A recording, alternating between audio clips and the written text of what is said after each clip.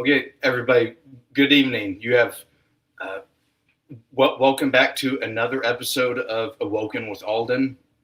I am your host, Aulden S. Nance, and we have a very special episode to get to you on this Wednesday evening, December the 10th of 2025. We come back from a 7-day pause. Last week, we discussed Somalia and Somaliland, some crucial topics. We had just a little recap of last week. We had the Minnesota scandal, which is blowing up in real time, about the governor. His competency is in major question and in serious doubt at the moment. But let's fast forward to this week's episode. We have the national security strategy released, I believe, last Thursday night, released by the White House. And it includes several topics to where I could not bring this to your attention and awoken you of the national security strategy of 2025, produced by the second Trump administration. A major change from the 2017 strategy and an even bigger change from the Biden 2022 agenda that was released. Lots of significant shifts in foreign policy in all of the different regions on planet Earth. So we're going to dive. That's our main topic for the evening. Have my a wonderful friend that will be joining me in a few moments. But first, wanted to do a little Indiana Hoosier gloating. And the Indiana Hoosiers, I believe for the first time in either ever or gotta be the past half century, that the Hoosiers are the number one overall seed in the college football playoff, an undefeated 13-0 season.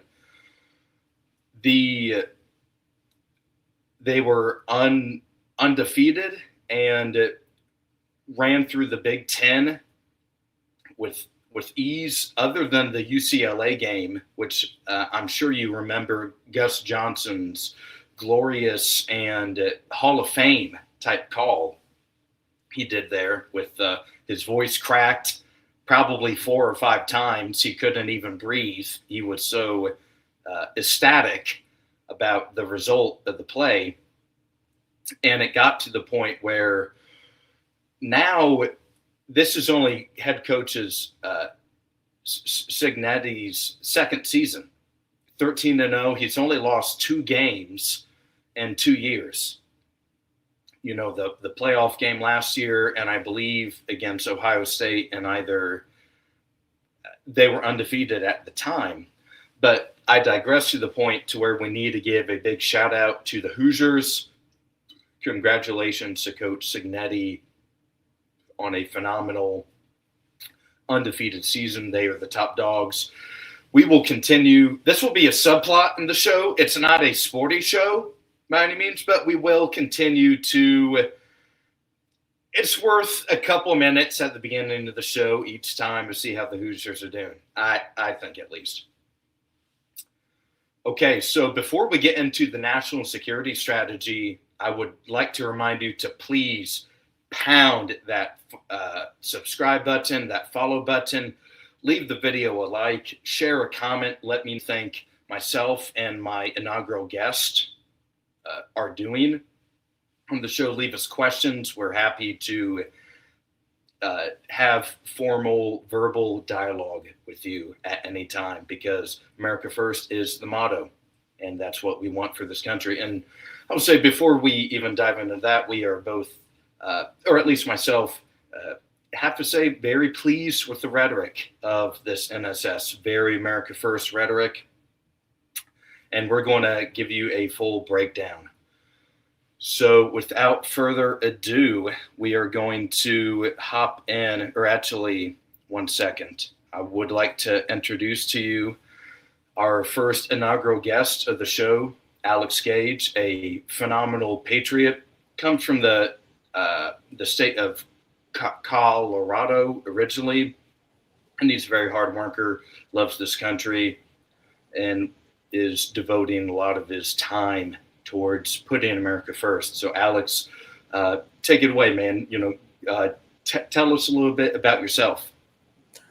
Thanks, Aulden. Thanks for having me on your show. It's real fun to be on here. I've never been on a YouTube show before, so this is pretty cool. Like you said, from Colorado. We met here in DC about 2 or 3 years ago, and we've been friends ever since. And it's just great to be here with you. And I think that we're going to have a real fun and interesting conversation tonight, because prior to coming to Washington and really immersing myself in this world of politics, I didn't even know about the NSS or the NDS or any of these other acronyms that actually matter and have an impact on people and their safety, security, and prosperity. So looking forward to diving into this with you, man. Absolutely. Alrighty. Without further ado, we'll bring out the OG PowerPoint per usual. Let's get this guy going here. Yeah, this is the actually. Perfect. Okay. So, as we mentioned a few moments ago, the president's 2025 National Security Strategy, the Focus America First Blueprint.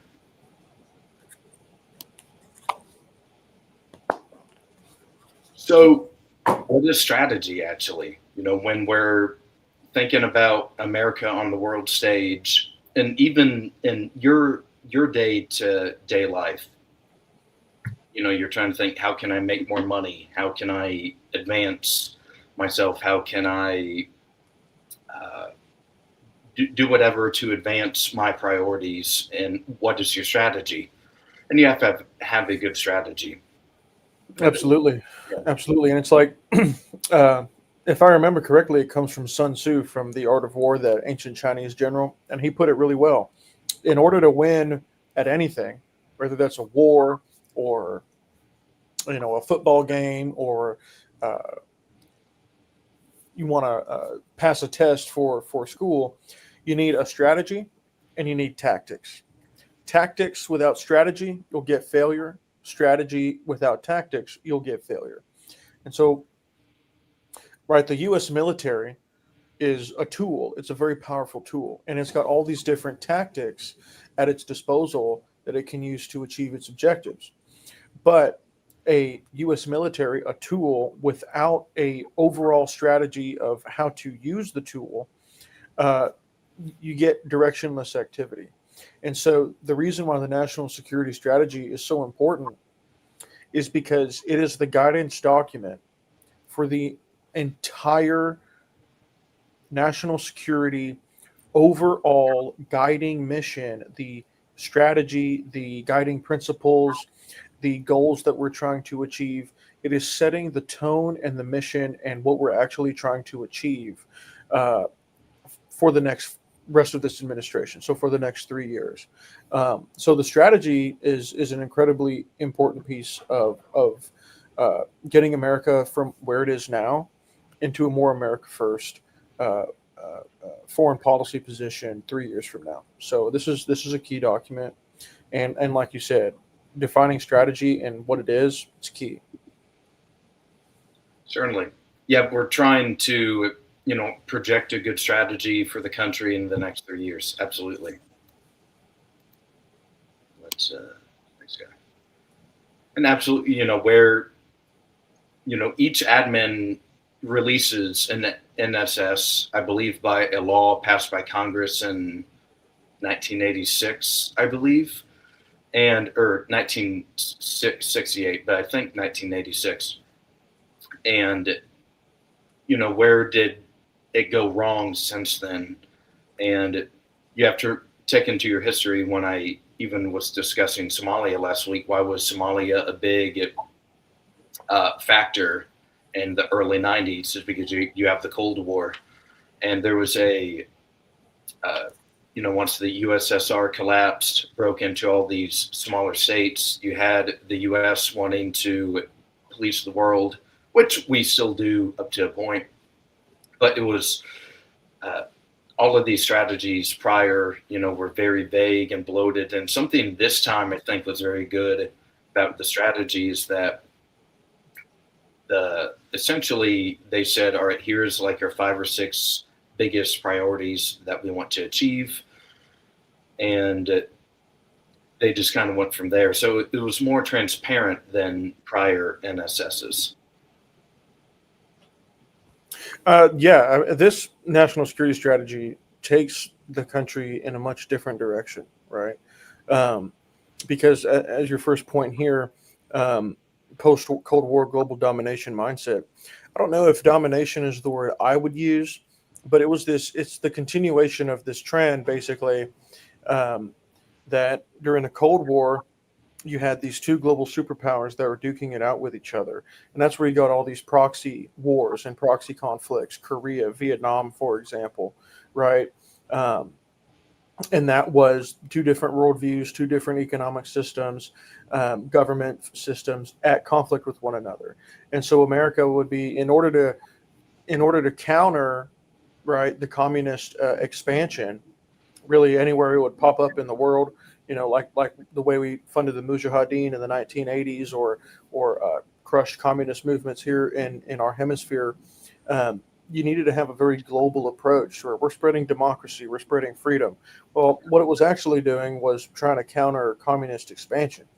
And once the Soviet Union collapsed, this weird trend, as far as I can tell, just kind of kept going on its own inertia. And maybe it's because it sounds nice and warm and fuzzy that we're the most powerful country in the world in history, but we're rooting for democracy everywhere, and we're going to try to make the world a free and prosperous and democratic world. When not every country wants or has to be that way. It's like this strange obsession of the U.S. and to say, well, we want democracy everywhere and freedom everywhere, and we're going to solve the world's problems, and be in the global police force. It was very globally centered, as opposed to centered on what benefits the American national interest. Right? Like if you look at the Biden national security strategy, it's very outwardly focused. We're going to make the world more democratic. We're going to, and it's so strange, right? Like in the Biden document, they were talking about climate change. Well, if there's one thing that war does, it destroys whatever climate the war's being fought in, right? Yeah. But mass destruction, oil, all that junk. Exactly, right? But we're having climate change and diversity for the world in the Biden national security strategy. It's ridiculous, right? And who cares about standing up democratic systems in other countries if it doesn't benefit us? And that's what's so great about the Trump national security strategy, is that it refocuses everything on the question is, what interaction are we having with the rest of the world? Doesn't matter what country it is, who the leader is, or whatever. How does it benefit us? Right? I mean, it's so refreshing to see a president who's like, we're done with this farce of trying to save the world with resources we don't have, while our country is beginning to crack under, well, frankly, because the country's been neglected for so long, while the federal government's trying to save the world.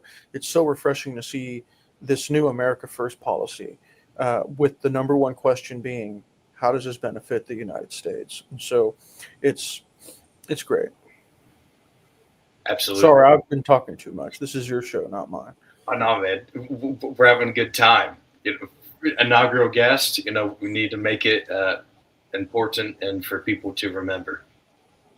All right. So, and Alex touched up on this a few seconds ago. What is the president and this administration doing much better. Alex mentioned a great point, is that the federal government is trying to police the world and being a globalist and trying to save the world, while our nation is collapsing under $38 trillion in debt, crime in all of the major cities, any issue, illegal immigration is a major problem. So it's a more America First doctrine. And it was good to see the president, Trump, include American cultural and family issues as part of the national security strategy. Because, of course, the nuclear family is the bedrock of society. The whole point of society really is to the alpha and omega of really any society, as I can tell based on my knowledge and perspective, is the alpha and omega of society is the family. If you have weak families, eventually the ripple effects, the outcomes will be you have a weak country, right? Like we're in a demographic slump, for example. Like Americans are simply not having enough kids.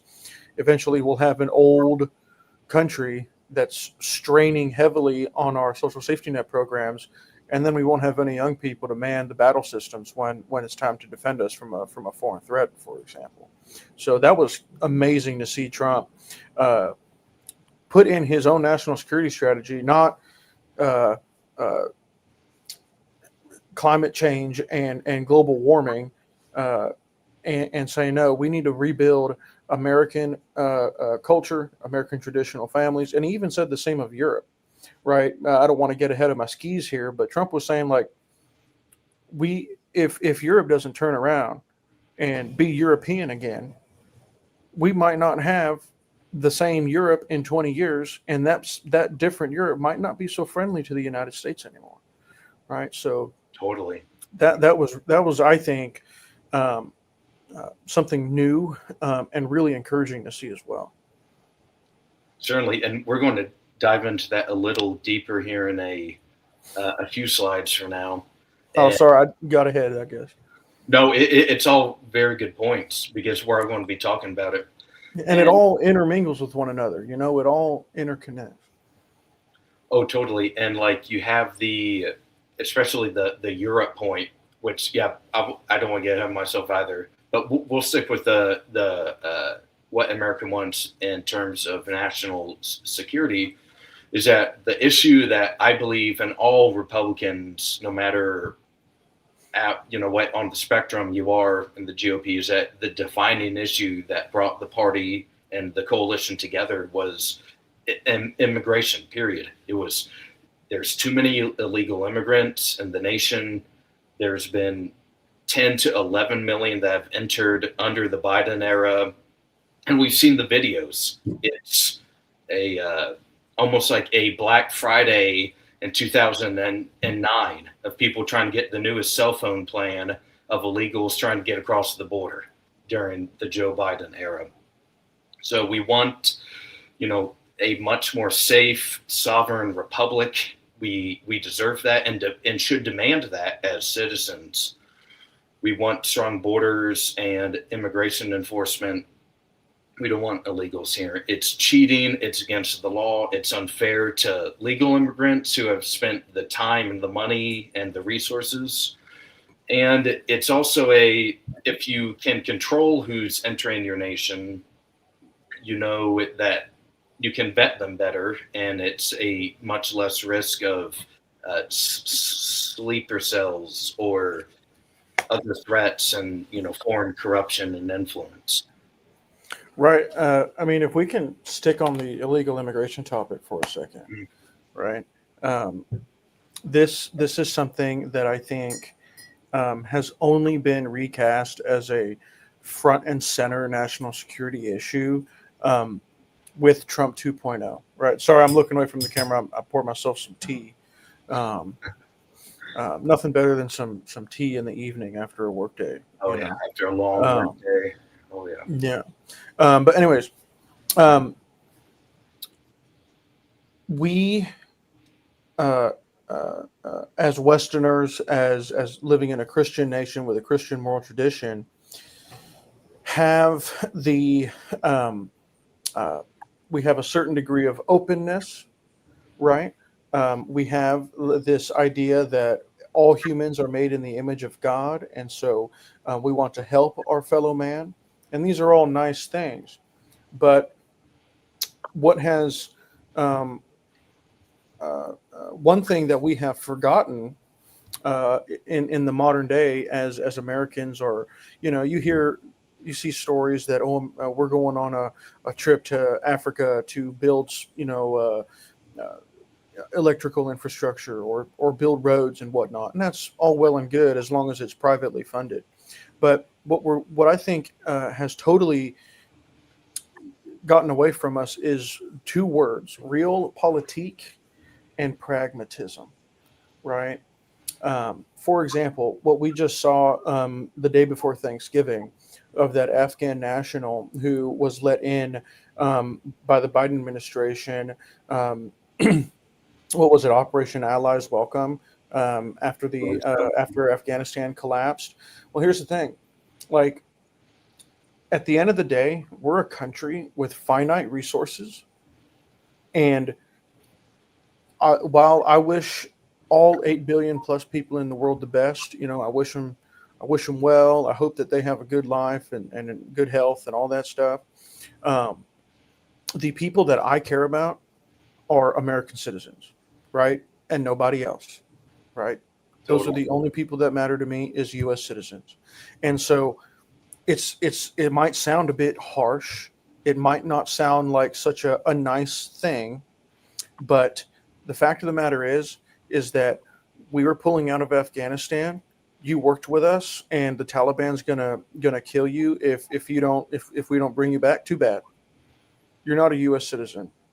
We're not going to bring you here and put you on our welfare system and have you build an enclave that rejects America, doesn't want to assimilate, and then have some whack job who was let in by the Biden administration come in and kill a National Guard soldier uh, for no reason that I can tell, right? And so we have to put American citizens first at all times, okay? And illegal immigration is a national security threat, because if you have people, American citizens, that are put out of work because illegal labor, right? You're going to have a very discontent population after a certain amount of time, right? And so discontent breeds resentment, breeds civil strife, right? All this crime that we're seeing, uh, it definitely is an issue of national security. It's not just a local crime, a local issue, because this creates um, a breakdown in social cohesion and in civil society, civil order. And these things trickle up. And if you have a weak, fractured country within, because you're shipping in tens of millions of people that are altering not the fabric of the country, the makeup of the country, the culture of the country, you don't have a nation anymore, right? Like, America is not an economic zone. As JD Vance said, we are a people with a culture and a heritage and a history, and if we want to have a strong nation with strong national security, we need to remember who we are. Right? One of the things that collapsed Rome, and we definitely should reference Rome, because America was the founders set up America basically as a new Rome, right? We need to look at the mistakes of history so that we don't repeat those same mistakes. And large scale immigration and basically uh, not importation, but large scale immigration and the entering of Rome from different tribes, particularly the Germanic tribes, was one of the things that led to the collapse of Rome, and we should definitely be aware of that, because this is worrying stuff, right? And uh, our foreign adversaries, right, are looking at this, right, and they're saying it's good for our foreign adversaries to see Americans not trusting each other, not having safe streets, um, being scared to go outside at night, right? And sorry to backtrack a little bit, but to have our country, I keep harping on this because it's so absurd. And sorry if I'm repeating myself, but China was probably laughing, and loving that Biden had climate change as one of his national security priorities, because that is a shift of our resources away from our global position towards investing in absolute garbage, while China makes actual concrete inroads and growth in its national interest, right? So, sorry, I'm speaking too much, but yes, mass deportations is America first. It's for our national security. The only people that matter are U.S. citizens, because we have finite resources, we have limitations, and when you're dealing with finite resources, you need to prioritize those resources. And American citizens, the taxpayers, should be the ones benefiting from that. Nobody else. So, Of course, and you mentioned the Afghan national. How much is a U.S. service member's life worth over all of those other?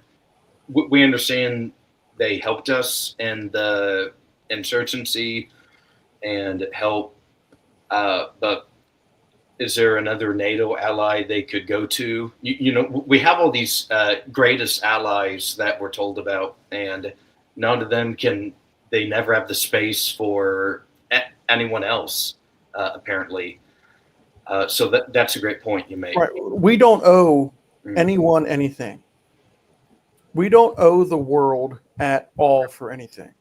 The only people that we owe anything to are to ourselves.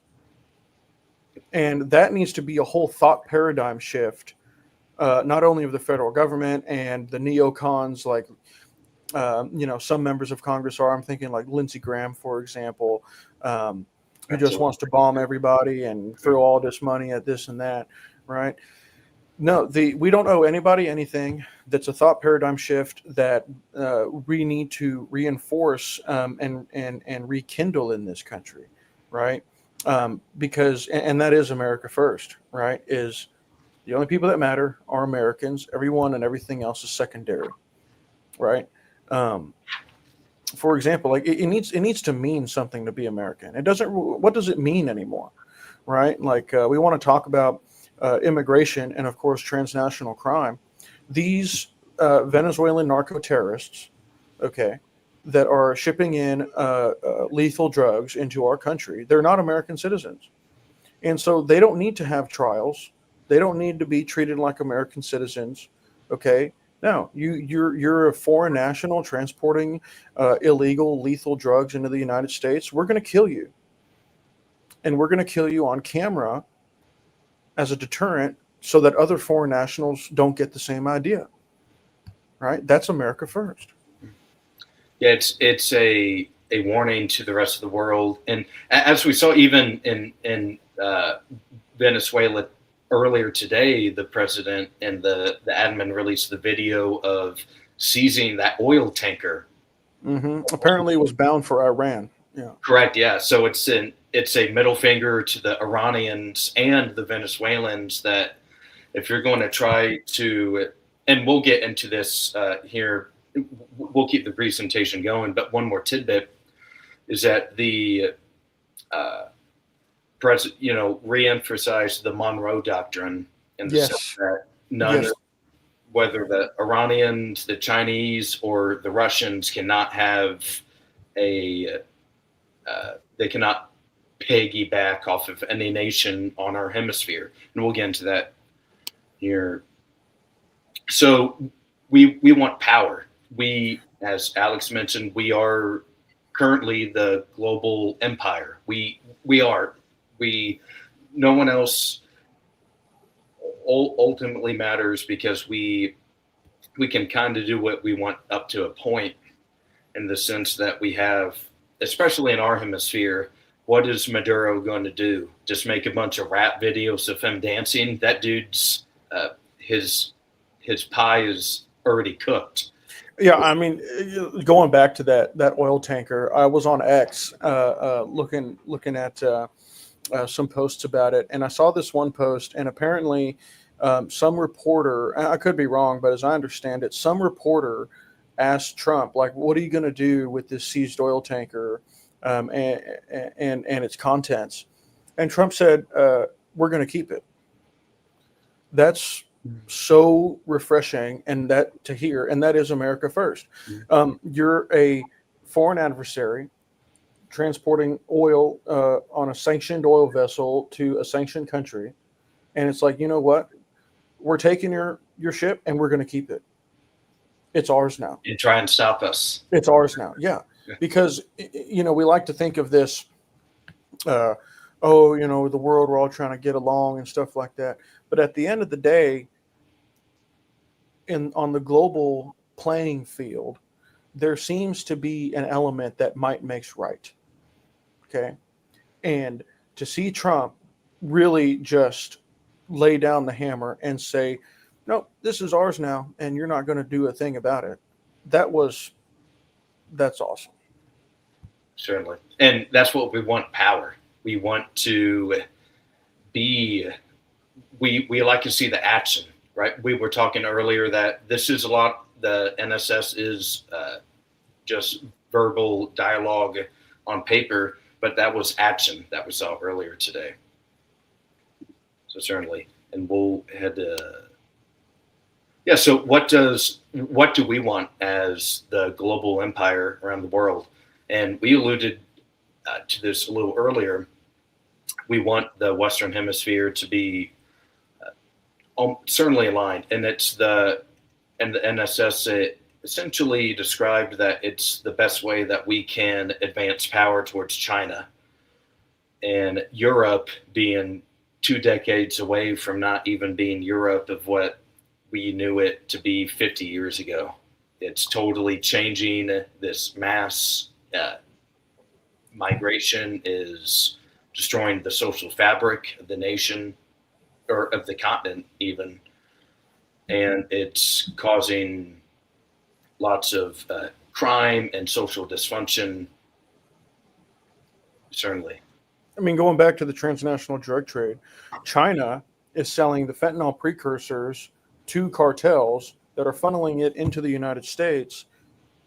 I'm sorry, they send the precursors to South America to these different drug organizations, these cartels, who synthesize the chemicals into fentanyl and sell it to the United States, or bring it into the United States to poison Americans, right? The Chi-Coms know what they're doing, okay? They're not just trying to make some money by sending the precursors.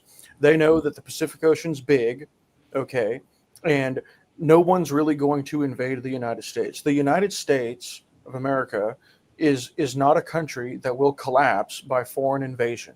Okay, it's just not going to happen. Okay, and I think it was Abe Lincoln who said, "A house divided cannot stand." And I'm pretty sure it was Abe Lincoln that basically, I'm like 95% certain that Abe Lincoln was the one who said America will fall from within rather than from without. And China's trying to speed that process along to their own interest. You see, China is China first. And I don't like what they're doing, but I can't blame what they're doing, because China is for China. America needs to be for America, right? And so, anyways, I just wanted to say that. Those are very great points. And yeah, all other nations take their own side ultimately, and for too many decades we have not been taking our own side. So we're glad to see the change. And so what are the current cards that we play, that can play, and that we really have? We have the world's strongest military, the largest and richest economy on earth, and even people can agree or disagree with it, but we have NATO, we have powers in the Mideast on our side. India is kind of like the cute chick at the bar. Every dude's talking to them, and we're talking to them as well. We have the global South. We're trying to get the Western Hemisphere 100% aligned with us. India is an interesting cat. Mm. They don't like the Chi-Coms. They're constantly beefing with the Chi-Coms, but they buy a lot of military hardware from Russia. And I think Trump has been doing some work on it. I think I don't want to say anything that's incorrect or give your viewers wrong information, but Trump is trying to do some negotiations with India, and they're buying Russian weapons and Russian gas. But India is part of the Quad, right? The Quad to hold in China. The Quad is Japan, Australia, United States, and India. You got over 1 billion people. Okay, it's a developing country. All right, India's got a lot of work to do, but it is in America's interest to have India on our side. Now, what does that mean? Does having India on our side mean we're going to spend trillions of dollars, helping India get running water and electricity and broadband internet? No, that's India's problem. Okay, but if India plays ball with us, we'll reward them with good behavior. Right? It's basic psychology if you think about it. Certainly, and yeah, they have over. It's the world's largest country. Over a billion people, I believe, live inside the nation, and they have a lot of, as you mentioned, some people without internet or water or access to a toilet, whatever. They had the, and it's a caste system society, because you had I believe a couple of months ago you saw the videos of them throwing poop, or they were running through poop or something, literally something like that. So it's a wide swath of society within the world's largest country.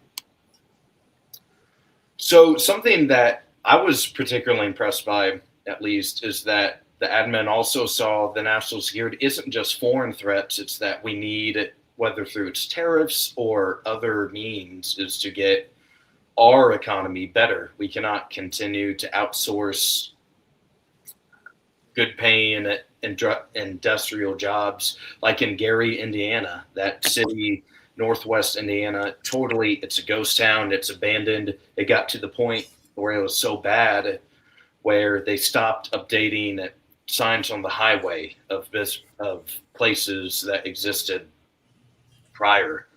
The schools did not, when they were shut down, they did not ever remove signage or other infrastructure to show that they were shut down. It's almost like if there was some kind of atrocity to where the people just vanished. So in cities like that got the president elected in 16 and 24, in Michigan, Wisconsin, all of those Midwest states, and that we have to become a larger swath of, we need to dominate our own hemispheres, that we need our country to dominate the hemisphere by itself. Yeah, I think that you bring up a good point, and economic security is national security. A strong American economy that is independent in certain critical industries is key. Now, there are some countries with comparative advantages that will beat us out in certain goods and services. That's just kind of the way the cookie crumbles, and that's kind of what economic reality holds. But when it comes to let's say, for example, pharmaceuticals, right? That is something that you don't really think of pharmaceuticals when it comes to national defense. But let's say, and God forbid this happens, there's a kinetic war with the Chi-Coms. Well, they hold a lot of the pharmaceutical manufacturing, okay, and they ship it to the United States. Well, if China turns off the taps, America could run out of medicine for all the different illnesses and ailments that people take medications for. And if we're not able to ramp up our own production of that, okay, in a certain period of time, basically before the shelves start to run dry, then we'll find ourselves in a real difficult position.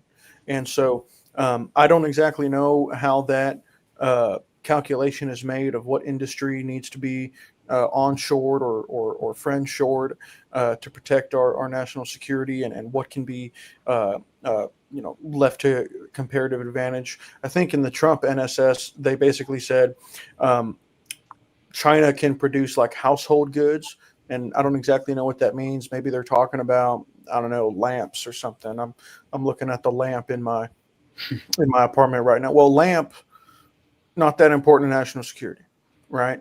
But armored steel, chips, semiconductors, pharmaceuticals, uranium, fuel. These are all critical things that we need to have our own supply chains for, that we can operate independently without any other country's involvement to basically not only because here's what it does. For example, you've got pictures of a refinery and some nodding donkeys on your screen there. Having our own oil production, okay, that does two things. One, it makes us have our own supply, okay, so that we're independent, okay. Two, it denies a potential enemy leverage. Leverage is key, and I brought this up already, but pragmatism and realpolitik are the things that I think govern national security, right? And so if we're dependent on another country for oil or some other critical component or something that we need, and if we lose that, then we're screwed in a lot of ways. That's one of the things that killed the Japanese during the Second World War. The Japanese islands don't have a lot of natural resources. They expanded throughout the Pacific, and partly uh, to bring more resources to Japan. Chinese coal, oil in different countries around Southeast Asia. And as the U.S. and allied forces pushed the Japanese back and started denying them those resources, they began to really struggle and eventually fell in the end. So certain reindustrialization of those critical national security economic components is extremely key. Sorry, I feel like I'm taking up too much of the I conversation. know, Doug, the audience loves the expert analysis from Alex. I'm no expert. I'm just dude. I'm just a guy who spends way too much time on the internet, man. And you bring up a good, and I mentioned this last week with when I was talking about Hezbollah, is that the reason that they cannot be disarmed is that they have the leverage, and life is all about leverage. Is that even though people might not like them in Lebanese society, is that they have the larger army, they have this, they have that. And to your point, life is all about leverage. I say this all the time. And if you know, if almost like in a, not in a bar fight, but if you know you're going into a conflict and you have the receipts to back you up, you're going to win. Simple. Yeah. Let's go to, yeah, core principles of the document. Something that we hear the president say a lot: peace through strength. Uh, it's a high bar to make an attack, especially with the America First doctrine. Well, and let's define peace through strength for a minute, okay? Like, I think a one dimensional understanding of that is we have a strong military, and we'll have peace with that. Well, okay, we do have a strong military. One of the other things that collapsed Rome was too much military, an overextended military that took up way too much resources, and they were trying to defend things that didn't really have a critical national security interest, right? But the point, real peace through strength, is again, it's all about leverage, right? It's we are going to kill you and destroy you. And the whole point of a strong military is fear. It's that psychological fear.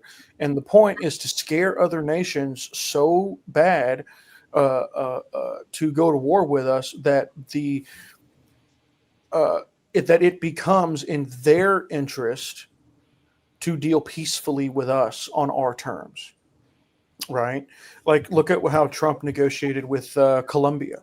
So we already established illegal immigration is a national security threat. Mhm. Okay, well, Colombia, the president, he wanted to act tough. He wanted to be a tough guy, and he's like, I'm not going to let Trump's planes drop off these Colombian nationals here. Well, what did Trump do? He's basically said, listen, buddy, I'm going to tariff your country into the ground. Like, your country's so weak, I don't even have to do any saber rattling. I'm just going to tariff you into the ground if you don't take these illegals. Did that on the golf course, I believe. On the golf course. Yeah. He ended up sending the presidential plane, the Colombian presidential plane, to take illegals back. Yep. Right? That's what leverage is. Yes. And and it's almost an America First policy is that it's not a traditional libertarian to where, we're non-intervention ever, is that having a strong American military is that we can always play the card when we think it's helpful to defend ourselves or deter somebody. So it's not a generic, we're never going to do anything. Again, it's when we know we have the leverage, we can leverage it to our advantage. Right. And also part of that, right, it's a carrot and stick approach, right? When you think about the military, it's a very stick approach, but we have the strongest economy in the world, right? So it's another good use of our leverage that when other countries behave and do what we want them to do, and when other countries benefit our national interest, we can reward them. Like, okay, let's I don't know, for good country might be Japan. I think there's a great relationship. Well, it's like, for example, right? Like, just to stick with the tariff example, right? Like, let's say you've got one country that wants to be a tough guy. Well, we'll tariff you into the ground. But then you have another country that says, "Hey, America, let's make a good deal here," and they make a good deal. Trump says, "Oh, hey, you're doing right by us. Okay, we'll reward your good behavior. We'll lower your tariffs," or something like that. It's carrot and stick approach. Yes, yeah, and especially with the Treasury Treasury Secretary Scott Bassett, is that he kind of goes in the mindset to where we'll do the tariffs, and then eventually you kind of get them a squeal a little bit. It forces countries to come to the table. And absolutely.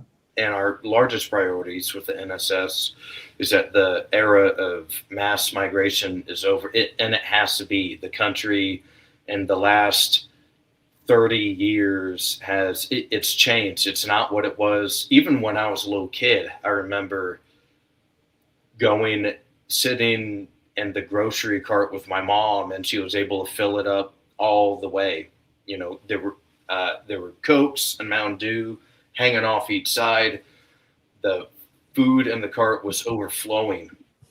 It was like Thanksgiving dinner, and stuff has gotten so expensive since then, and the country has changed. And also with the mass migration, is that it's just in terms of the culture, it's not the same at all. And something that the president has mentioned a lot, and the best thing arguably is the border security is the national security. If we need to know who is in the country at all times, we can be, as I believe you mentioned earlier, we can be accepting, and we should, that's people of all backgrounds eventually have the opportunity to make it here.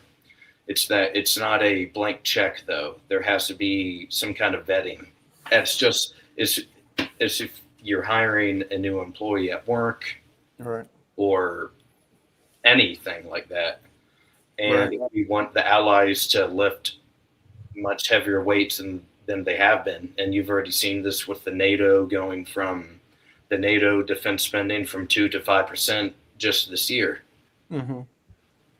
And looking at your slide here, right? The era of mass migration is over. It is, and it has to stay over, right? Like, America is for Americans. We've been here since the beginning. We built this country.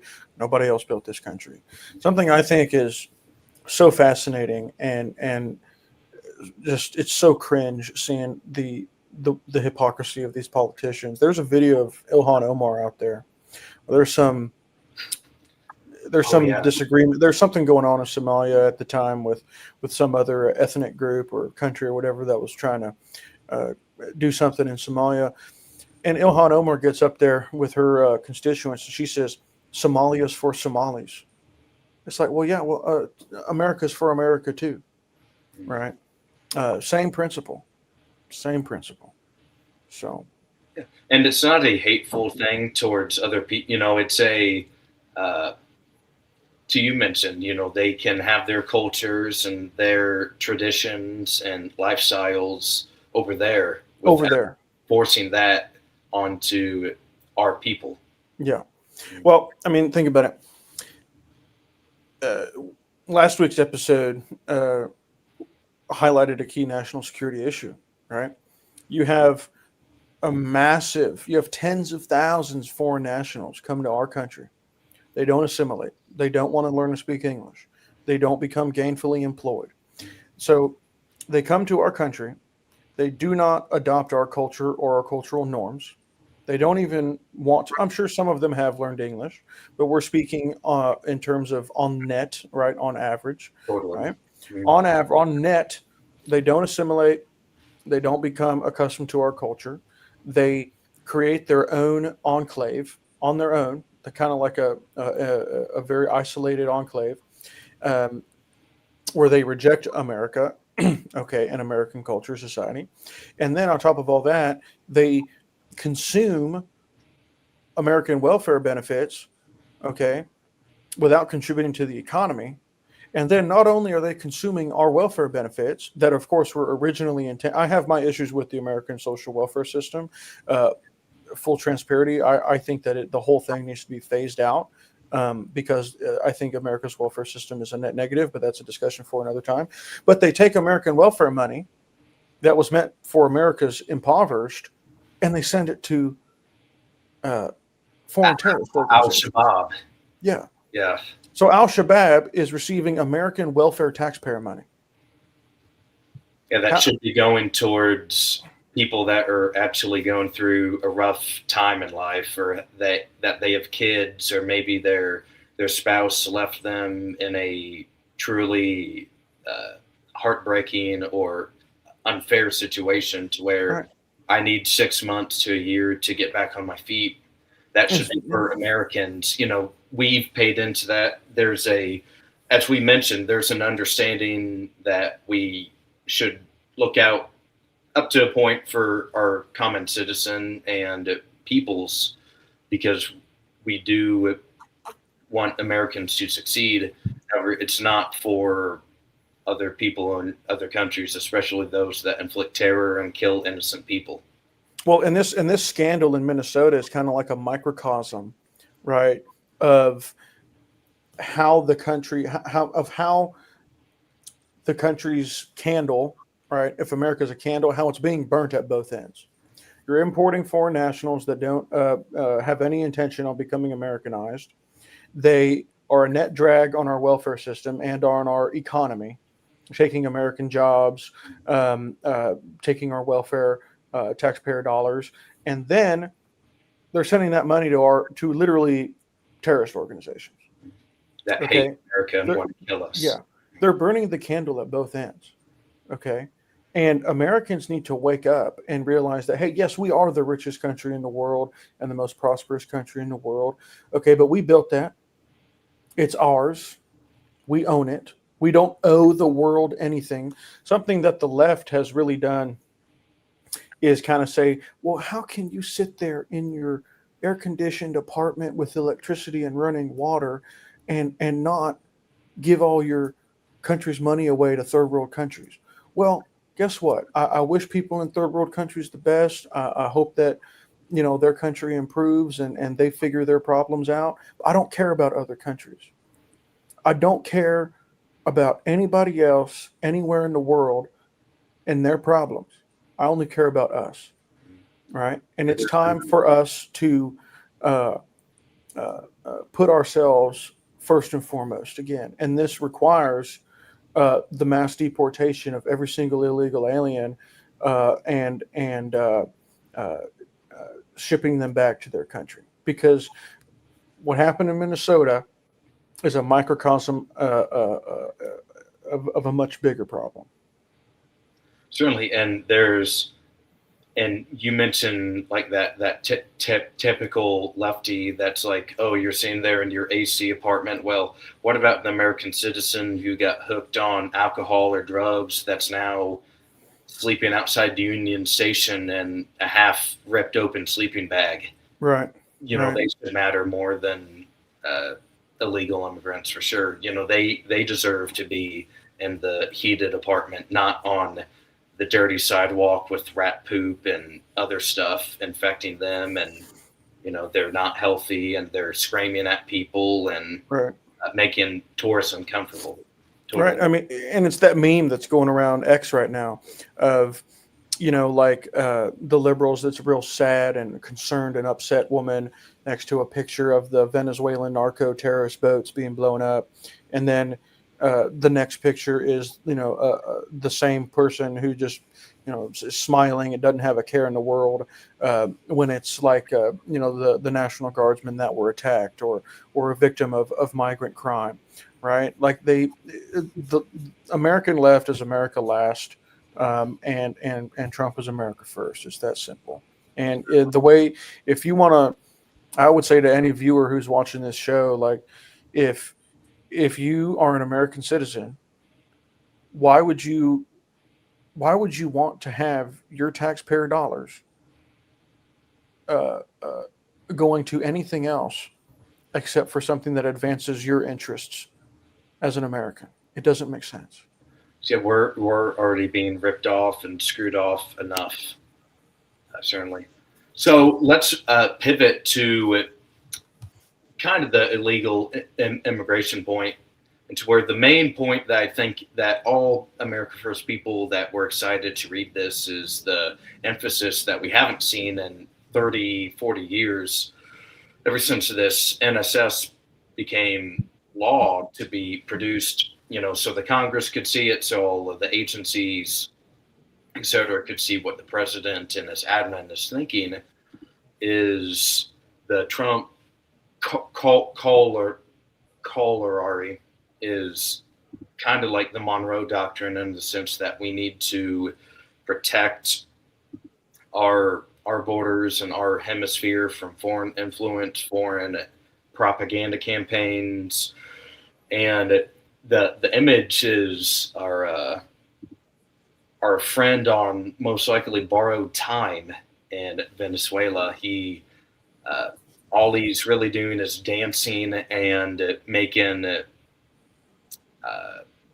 music videos out of his English speeches to try and get the youth population to be against war. And I think most America First people, to say, are against like Vietnam ground invasion in the jungle necessarily, but uh, yeah, Maduro is in bed with the Ayatollah and Putin and Ping, and that's a problem for this new NSS.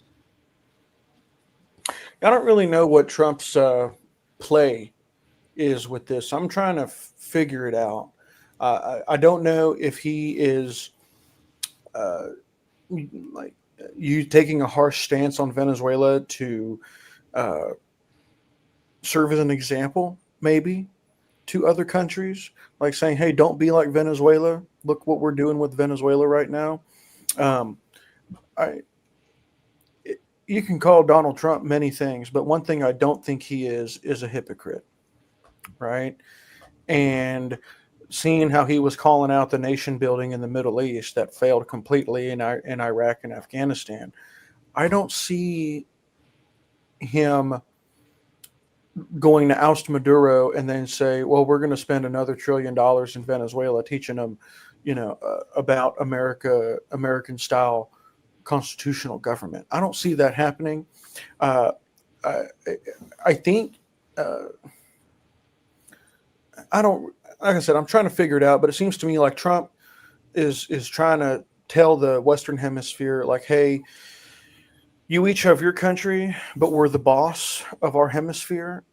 We have more power than you economically and militarily. You can have your country and your culture and do things the way you want to do in your borders, but you're not going to do anything that screws with us, right? Um, uh, I just don't really know what the play is with Maduro. Is he just trying to make an example out of him? Maybe assassinate him, and then just kind of let Venezuela replace him on its own or something, or uh, maybe he'll keep Maduro alive or something, and then say, look, each time Maduro misbehaves, we'll take another oil tanker or kill another narco terrorist boat or something. Who knows? What's your take on it?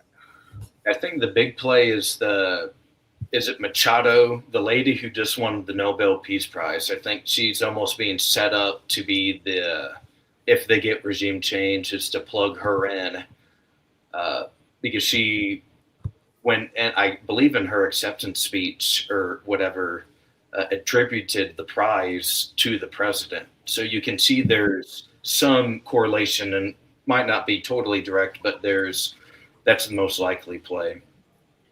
Yeah, it'll be interesting to keep watching this and see how it unfolds. Uh, but I think the president is on the right track here because the Chicoms are exploiting South America's poor economic position, trying to do some Belt and Road style initiatives in South America, and that runs counter to our national interest, right? We don't want we don't want foreign adversaries anywhere near our hemisphere that are using their own soft power to undermine us, or maybe just kind of create some kind of counter to us in our hemisphere. Um, so it'll be interesting to see how this plays out. But I don't really have too much to say about Venezuela because it's an active situation.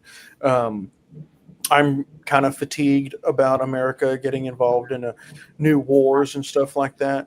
Although I do support wholeheartedly Trump's actions in the Caribbean right now because it's no cost to our American servicemen out there. No American serviceman's been injured or killed so far. It's been nothing but a net positive to us, and it's sending a powerful message. So, I mean, this is something definitely I'm going to be keeping track of. Yeah. You know it. And shifting to Asia, and the country that has gotten the most attention in all of the last NSSs is China, of course, the always perceived as the main global adversary to U.S. dominance. And the main goals this time is we would like to become victorious in the economic competition within China. And there's also the issue, I believe, I was watching the PBS Frontline documentary about the rise of Xi Jinping last week. And by the end of not 2026, but 2027, they ideally want to have Taiwan either regime change or something over there. And we know with the chips and all of that, Taiwan is a big player for the U.S. So there could be some kind of conflict brewing there in the next 600 some odd days when you think about it. And yeah, China is absolutely the main focus of the continent of Asia. Yeah, I mean, when it's Taiwan's very far away and not part of the Western Hemisphere at all, and so its impact on American national security might be um, a little bit more disconnected in the immediate timeline. But like it said in the national security strategy, about what does it say? Like 1/3 of all global shipping goes through that first island chain, that South China Sea. Mm-hmm. And so making sure that shipping is not disrupted is key for American economic interests, right? Um, And one thing that stuck out to me as well in the NSS was uh, uh, that in the hypothetical, if China were to take over Taiwan and solidify control over that first island chain, they kind of have the on and off switch of that critical shipping route. And we were talking about leverage that would give China a ton of leverage, having that ability to shut off that kind of economic artery of global shipping if they were to have full control of the island chain. So, And we will go to Europe, and probably the most interesting and intriguing comments about Europe is that there is a major concern over mass migration within the continent to where Europe doesn't really look like Europe the way it did even 50, 60, 70 years ago. And we're urging, and the document I think really states out is that Europe is not failing because of Russia. Europe is failing because of its own inability to curtail some of these external actors. And you're seeing, whether it's from the Middle East or Africa, all of these immigrants and refugees rushing in. They're getting primetime treatment, whether it's hotels or welfare benefits or something like that. And it's making it harder for the foreign-born population to succeed in all of these countries. And the United States, we certainly need Europe to be our truly our strongest ally, in the sense that it's almost, they become a proxy a little bit for the U.S., I'd argue, and that we really want this. After the Ukraine war, I believe the NSS really detailed and laid out is that we want to be some kind of, maybe not an ally, but have some better partnership with the Russians. yeah, of course, NATO is a relic of the Cold War. I think there's a powerful argument to be made for reassessing what NATO is going into the 21st century. There doesn't really seem to be a strong need for a U.S. European bloc against a Soviet empire that doesn't exist anymore, right? Um, I can tell you that I have not received any benefit from the couple $100 billion that has gone to Ukraine. I don't know if you have. Maybe you got some stocks in Raytheon or something. Maybe I don't know, but I don't. I haven't received any benefit from it. The thing that worries me most about Europe is their immigration policy and the trajectory that Europe is on. Right? Like, have you seen the meme of like the United Kingdom might be the next Islamist country with nuclear weapons? That's like a meme right now, but in the span of maybe one or two generations, and who knows, how the political winds may change over in that part of the world, could be a material concern, right, coming up in the next couple decades.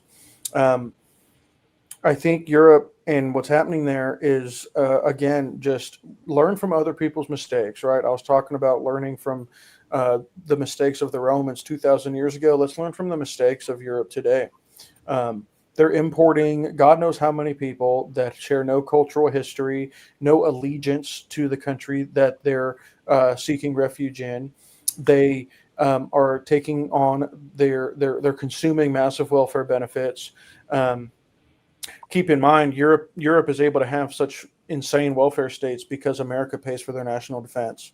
Okay, and then, anyways, you have these people, they enclaves, they don't want to assimilate, they take on the welfare benefits, and then they hate the country that they're in because they feel alienated. They don't, and it's like, yeah, they feel alienated. They don't feel like they're part of the country they're living in because they're not, and so that makes them resentful. That makes them kind of defensive, and it just creates tension, right? And I think that unless Europe course corrects very soon. And I agree with the president. I agree with JD Vance that if Europe doesn't course correct very soon and start doing their own mass deportations and securing their borders, there's going to be a lot more civil strife. There's going to be a lot more socio-cultural issues in Europe, and it's going to be another big problem. I think Poland is doing a good job with their immigration policies. Poland is got closed borders; they've got strong borders, and they're currently much better off than other than for the UK and France, for example. And when it comes to Ukraine, man, like that is a European problem. That's not a global problem. Okay, and this I don't know if it's just the boomers that they lived during the Cold War and they grew up in it, and they probably still think that Russia's the big Soviet boogeyman that wants to take over the world. Russia's a powerful country and whatnot, but this war in Ukraine has showed that Russia. I'm just going to put it plainly. Russia's inability to steamroll over Ukraine has shown that Russia is not as critical a threat as it is marketed to be. This BS that Russia is somehow going to take control over continental Europe or something if we don't defend Ukraine to the hill, it's nonsense. It's nonsense. And I'm with the president, right? I'm with Trump. Stop the war, stop the killing. 7,000 people are dying a week is what he's saying. Those are 7,000 mothers and fathers that are not going to have their child come home, right? That's 7,000 human beings that could be using their two hands to build something and improve their country, but they're dead in a ditch somewhere. And it's a terrible thing. And so I guess to make a long story short, like Ukraine, this war doesn't really have any benefit to us. It's costing us a lot of money, and it's a European problem, right? Like we don't owe anyone anything. We don't owe Europe all this money to defend Ukraine. We just don't. Certainly, and we saw that three main points is that the NATO membership went up from 2% to 5% GDP. Sounds and good. To your point about Russia not being this global powerhouse anymore, you've shown the reliance they've needed with China. China has really kind of been their sugar daddy since if you let us get oil from Russia, we'll make you look glossy and protect you and make sure you don't run out of resources. And about Europe in general is the birth rate is well below the number needed. A lot of these nations are at 1.2, 1.3, well below the projected and needed birth rate to continue the civilization.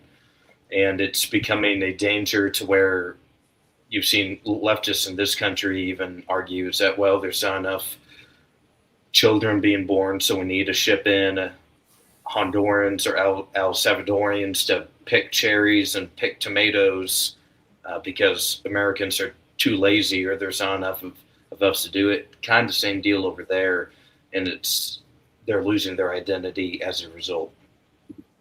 Yeah, I agree with that.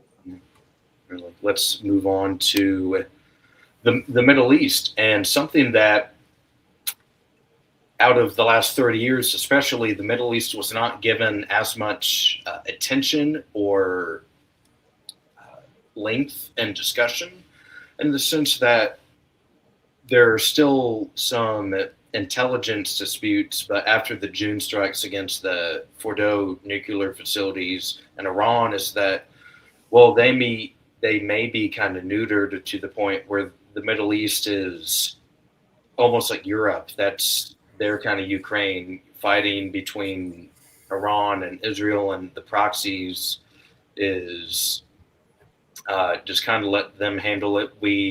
The Saudi Crown Prince Mohammed bin Salman was here, I believe, 2-3 weeks ago, and I believe there was some kind of almost NATO-like agreement that we signed with them or verbally agreed to, And there's Turkey over there. They're NATO. They need to have a little bigger muscle in the game, and Egypt as well, and the Israelis too. So the Middle East was not as uh, beefed up this time, especially with the 2017 Trump NSS, especially around the Iranians. Yeah, well, in this one, in the 2025 NSS, Trump said explicitly that we're shifting gears away from the Middle East. Mhm. And what's interesting is I was thinking about Syria because Syria was mentioned in the NSS. And yes, this guy, his name escapes me at the moment. He was former Al Qaeda. Uh, Bashar, no, that's Assad. I think Al Shara or something is his Yeah, name. something like that. Yeah. Anyways, he was former Al Qaeda. Yes, the U.S. had a bounty on his head, but now he runs Syria. Okay. Um, um, um, America does not have to, like, we are not required to only engage in mutually beneficial relationships with other Western style governments. Okay. Syria has its own history that goes back thousands of years. They've got their own people, their own language, culture. They've got their own way of doing things. Okay. That's their problem. Okay. I don't know. The Syrian economy is probably still recovering big time from, over a decade of civil war. So there might not be much in terms of business opportunities that can benefit the United States right now, as far as I know. But one thing that um, could benefit the United States is not having to deal with or worry about a destabilized Syria where you have different terrorist groups running amok and you have um, a destabilized country that might filter out to further destabilization elsewhere in the Middle East. So I wonder, I'm speculating here, I wonder if Trump's approach to kind of trying to build a relationship with this former Al Qaeda terrorist who now runs Syria. I wonder if his Al Shara is Al his name. Shara. I wonder if Trump's goal or intention with Al Shara is to say, okay, you're now the leader of Syria. It's in my interest to have a Syria that's somewhat stabilized so that I don't have to worry about it so much, and I can turn my attention to the Trump corollary to the Monroe Doctrine, turn my attention to the Western Hemisphere, right? Because it's not America first to make sure that we have a constitutional republic in set up in Syria, and that all the Syrians are reading their James Madison.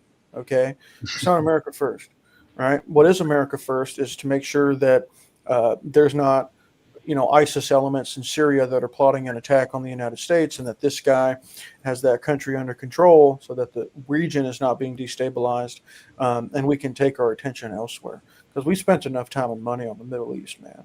It's time for them to solve their own problems, and we failed at trying to solve their problems for them. So, quit throwing good money after bad, right? You know it, and that's the mindset of a lot of Americans now. Absolutely, and we shift our attention slightly southwest of the Middle East and Africa. The our country last week, the Horn of Africa. You see on the right side, it's kind of sticking out like a rhino horn, and we're trying to move from constant aid from all of these failing regimes that collapse within 5 to 7 years most of the time, and really trying to focus on more energy and minerals that are seemed or perceived as critical for U.S. national security, and avoiding, like in Libya with Muammar Gaddafi, long-term military commitments that cost money and that ultimately don't benefit America first. Right. I mean, you have got, we just talked about the Middle East. I don't want to go back to it, but you just brought up Gaddafi in Libya. So, Gaddafi in Libya and Saddam Hussein in Iraq are two interesting figures. Okay. Because, sure, both of them might have been bad people. Okay. Uh, you know, uh, newsflash, most politicians in the U.S. are also not the best people, Republican or Democrat. Usually, people who rise the ranks in politics and become heads of state have, some skeletons in the closet. They've done some bad things. But Saddam Hussein, despite being a dictator, the Middle East was better off with Saddam in charge, being that natural counterbalance to Iran than what we have now. Libya was better off under Gaddafi with all his, repression and all the bad things he did. Libya was better off under Gaddafi than the failed state that it is now, where they have open air slave markets. Okay, like you want to talk about, slavery? Well, the West solved that problem a long time ago. Libya still to this day has it practices slavery, right? Africa, it's a country, it's a continent that has a lot of potential for growth. It's also got a lot of problems, and it's not America's problem to solve African issues. Okay, but I think that an America First approach to Africa is one. It's not necessarily, I would say, countering China's influence in Africa, although that's kind of part of it. But we can maybe take a page out of China's playbook here and say, how can we operate with African countries that is beneficial to us, right? So it's like, I don't know, take a mineral-rich African country, okay, and say something to the effect, I'm speculating here, but maybe like, hey, African country, you give us access to your minerals and we will teach you how to build roads or something. We will teach you how to build a coal power plant in exchange for, you giving us access to maybe building a naval base or something, or, giving us mineral rights or something like that.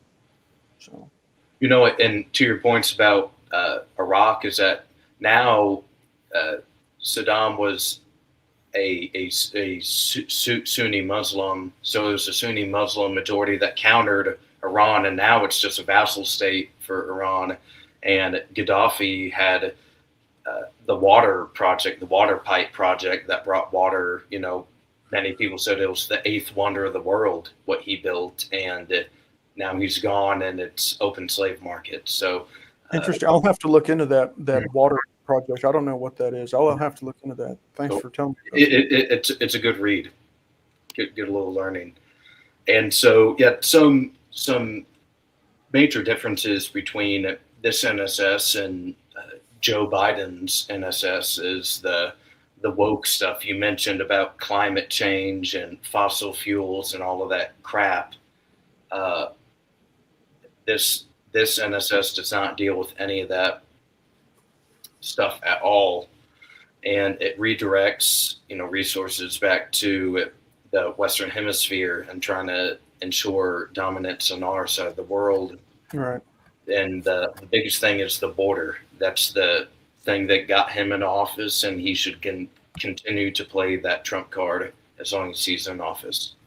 Yeah, I think the biggest thing, one of the biggest differences between the Biden and Trump NSS was, like, Biden was saying that diversity. We need more diversity, and that's a strength. Well, we just talked about Minnesota. Well, it turns out that diversity is actually fracturing our country. It's creating segmented enclaves of people that don't like this country.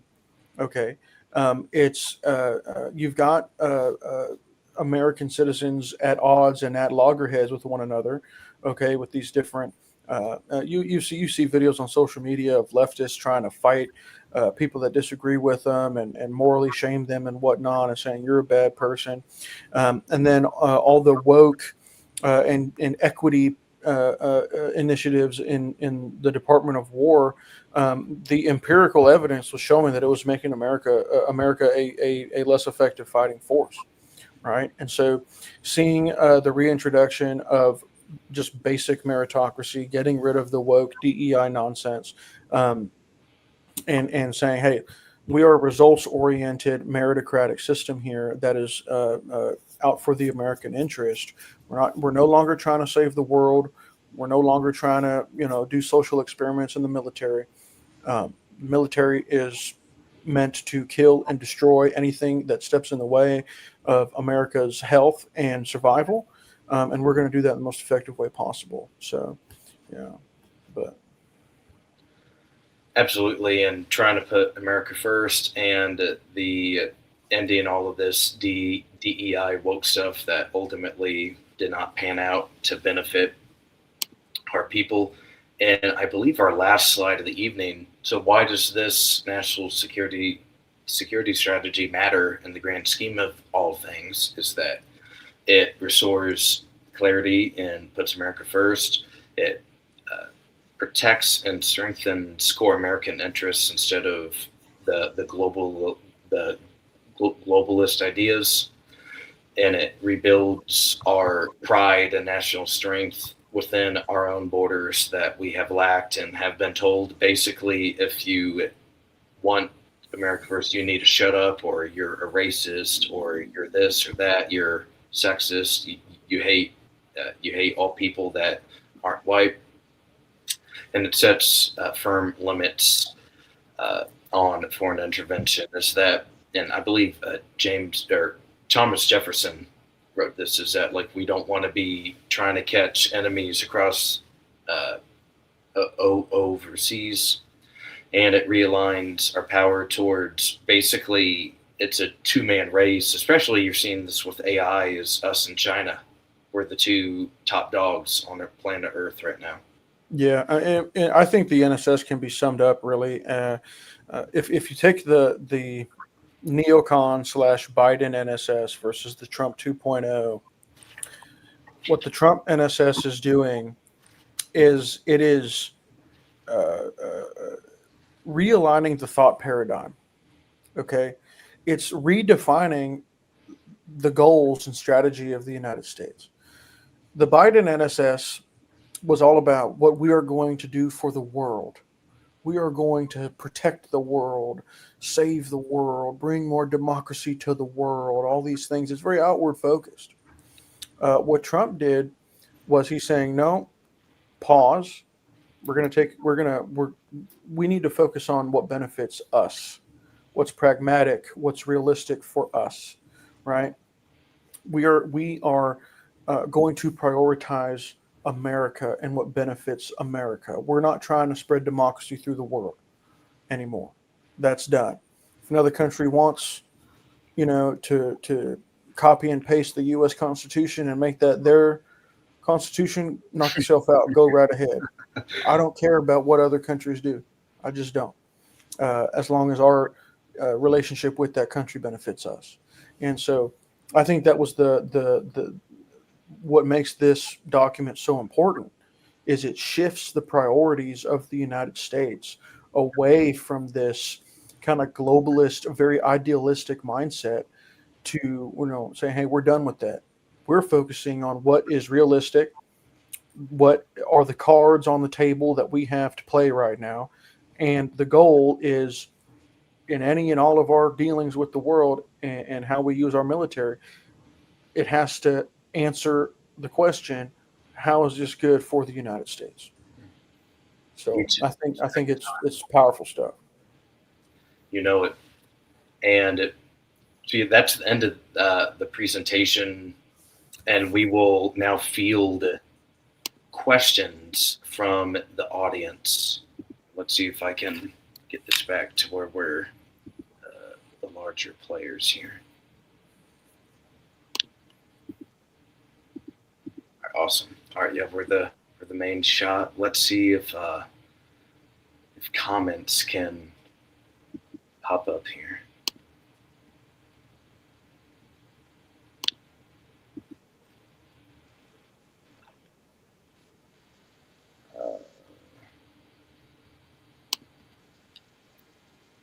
Okay, I have it on my.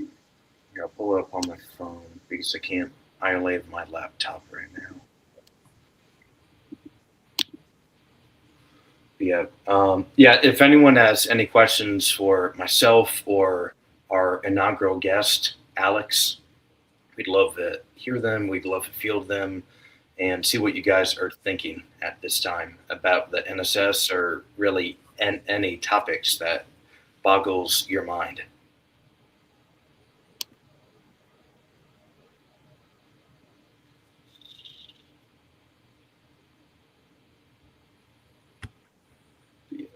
We ran a pretty solid show. I think um, yeah, for having guests on first time, like I think it could not have gone any smoother at all.